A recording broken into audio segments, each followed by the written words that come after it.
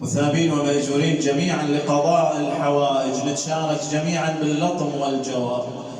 باب الحاجة مع عباس تدريها، اقرأ الفاتحة والحاجة تقضيها. باب الحاجة مع عباس تدريها، اقرأ الفاتحة والحاجة تقضيها.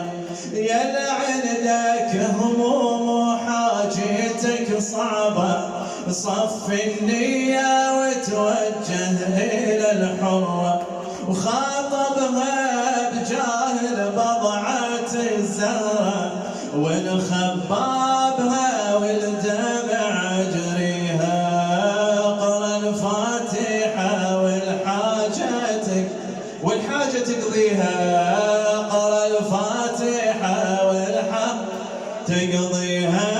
باسم ام البطل عباس توسل، واذا امرك صعب بالحال يتسهل.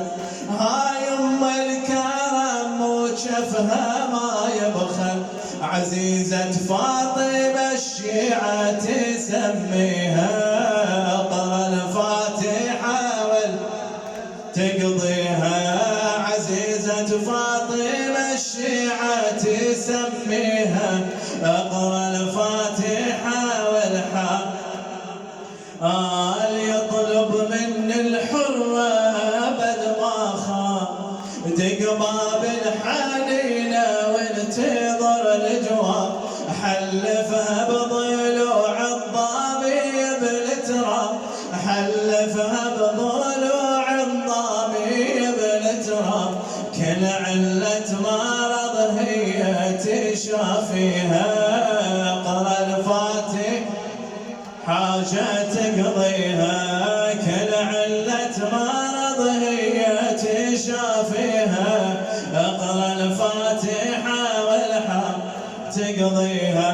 حلفها بمصاب ظل على الغبرة، وجاشر الخانة تربع على صدره. وعزل راسه يا وسفه وقيط على نحره.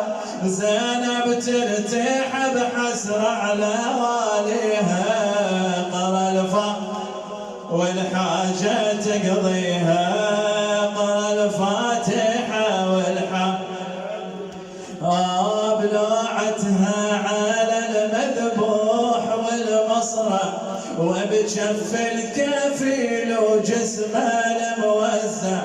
تحقق لك مرادك حاشا ما ترجع، وجروحك الكلفة هم تداويها.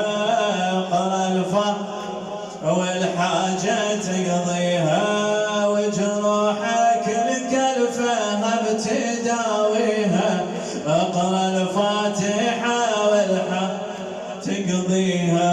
هي ام الويفة ضحت بالأولى، خلها الباري مقصدي له الوفا. هي ام الويفة اللي ضحت الأولى، خلاها الباري مقصدي له الوفا. كرامات وما عاجز شفنا على المعتى، وكل مسجون يندبها وينخيها.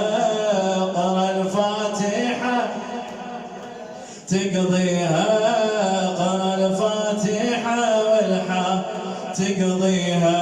يا عندك هموم وحاجتك صعبة، صف النية وتوجه إلى الحرة.